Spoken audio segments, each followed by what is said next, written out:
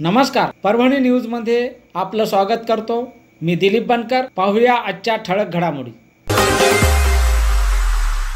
2-3 दिवसापूर्वीच शासनाने परभणी जिल्ह्यामध्ये 128 कोटी रुपये मंजूर केले।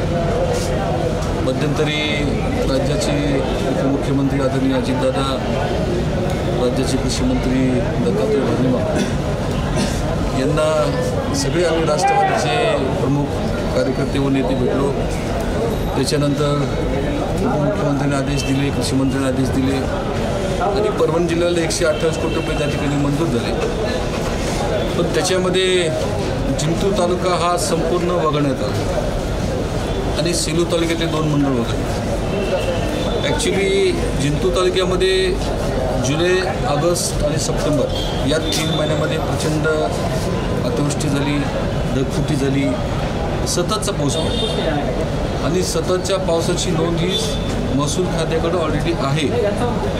ही नोंद असूनसुद्धा जिंतूर तालुका या ठिकाणी संपूर्णपणे वगळण्यात आला। सेलूचे 2 मंडळ या ठिकाणी वगळण्यात आली आणि शेतकऱ्याचा एक प्रचंड रोष या ठिकाणी आज निर्माण झाला। आज आम्ही सगळे राष्ट्रवादी काँग्रेस पक्षाचे कार्यकर्ते या ठिकाणी जिल्हाधिकाऱ्याला जाऊन भेटून त्यांना सगळ्या तालुक्याची परिस्थिती त्या ठिकाणी सांगितली आणि त्यांना सांगितलं की आमचा तालुका हा दुष्काळामध्ये अतिवृष्टीमध्ये बसला पाहिजे, अशा प्रकारची मागणी आम्ही सगळ्या कार्यकर्त्यांनी शेतकऱ्यांनी केली आणि उद्या परवा जाऊन राज्याचे कृषी मंत्र्यांना सुद्धा हे विषय आम्ही मांडणार आहेत। आदरणीय अजितदादांना हा विषय मांडणार आणि शेतकऱ्याला कुठल्या प्रकारची आर्थिक मदत जी मिळाली नाही ती आर्थिक मदत देण्यासाठी आम्ही सगळे कार्यकर्ते या ठिकाणी प्रयत्न करणार। जिल्ह्यामधल्या फक्त 1.5 लाख हेक्टर जे आहे त्याचंच नुकसान गृहीत धरले। मग जिल्हा प्रशासनानं अहवाल जो आहे तो खोटा पाठवला का?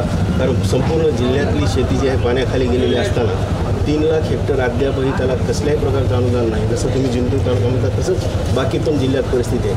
मग हे जिल्हा प्रशासनाने काही अहवाल खोटा पाठवला का? राज्य सरकारकडून डावलण्यात आलं? काही माहिती दिली तरी काय झालं? मुळात अतिवृष्टी झाली म्हणजे ही सगळंच सगळ्यांना आर्थिक मदत व्हायला पाहिजे। एखादा आता काय आजकाल जे गव्हर्नमेंटनं जे काही आपलं मोजमापन बसवलेले प्रत्येक मंडळी आहे, तर काय होते की त्याच्या बाजूला पाऊस पडतो पण त्याच्यावरती पाऊस पडत नाही, म्हणून ते मंडळ वगळण्यात येतं। ॲक्च्युली महसूल खात्याकडे यंत्रणा आहे आणि सततचा पाऊस हे 3 महिन्यापासून संपूर्ण राज्यामध्ये झाला, त्यामुळं फार निकष न लावता सगळ्याला सरसकट मदत केली पाहिजे ही भूमिका आम्ही सगळ्या कार्यकर्त्यांनी या ठिकाणी मागणी केली। पालकमंत्री तर म्हणतात की जर भरपूर मदत दिली, मुख्यमंत्र्यांनी त्यांचे आभार मानले। जिंतूर तालुकाच नाही ना, त्यांना माहिती आहे का नाही? जिंतूर तालुकाच पालकमंत्री महोदयाला माहिती का नाही, आलं का नाही? ठीक आहे ना, जिल्ह्याला मदत केली, उपमुख्यमंत्री महोदयांनी केली, कृषी मंत्र्यांनी केली, पण जिंतूर तालुक्यात वगळला ना। कोण कमी पडले? पालकमंत्री पडले का तुम्ही कमी पडले? मला सांगा, होम स्पीचवर जे जिल्ह्याचे पालकमंत्री आहेत ज्यांना जनतेनं निवडून दिलं असं ते म्हणे, जेव्हा कॅबिनेटमध्ये जेव्हा मीटिंग होती कॅबिनेटच्या बैठकीमध्ये हा विषय त्यांनी मांडायला पाहिजे ना। सरसकट द्या ना, जिल्ह्याला सगळ्याला द्या ना, सगळ्याला मदत झाली पाहिजे ना। आमच्या जिंतूरनं काय बाब केलं? सेलूचे जे 2 मंडळ आमचे वगळले कुट्टांवर, त्यांनी काय बाब केलं?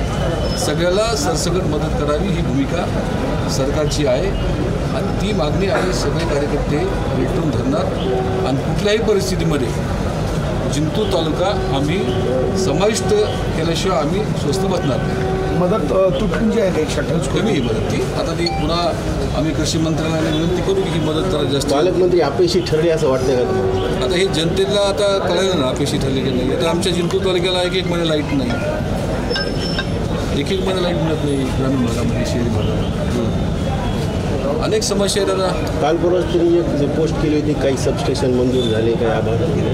ते सबस्टेशन झाले का कामं त्याची?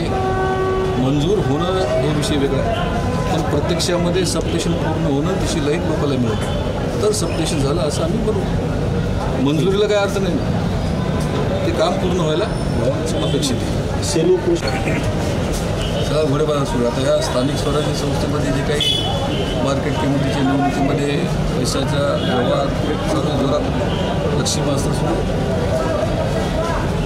कोण करते? भाजपचे नेते नेमकं काय परिस्थिती सेलू कृषी उत्पन्न बाजार समितीत कळलं ना. सचिवांना सक्तीच्या रजेवर पाठवण्यात आलं होतं. काही दिवसापूर्वी आम्ही विचारलं की बोगस बिलं काढायची, शेतकऱ्यांचा पैसा जो जमा होतो त्यानं काहीतरी फुकट पैसे उकळायचे. हा कार्यक्रम मतदारसंघात सुरू आहे. मतदारसंघातली काय काय कोण कसं करते तुम्हाला सगळ्याला माहिती. आता जिल्हा परिषद नगर परिषद घातली काय रणनीती राहील राष्ट्रवादीची? राष्ट्रवादीची सगळी तयारी आमची, सगळ्या कार्यकर्त्यांनी सर्कल निहाय आमची सगळे कार्यकर्ते सज्ज, नगरपालिकेची आमची तयारी सुरू आहे. प्रत्येक जाती निहाय आमचे कार्यकर्ते निवडणुकीला लढण्यासाठी तयार. महायुती म्हणून लढणार करा. हिंदू मतदारसंघात माहिती कशी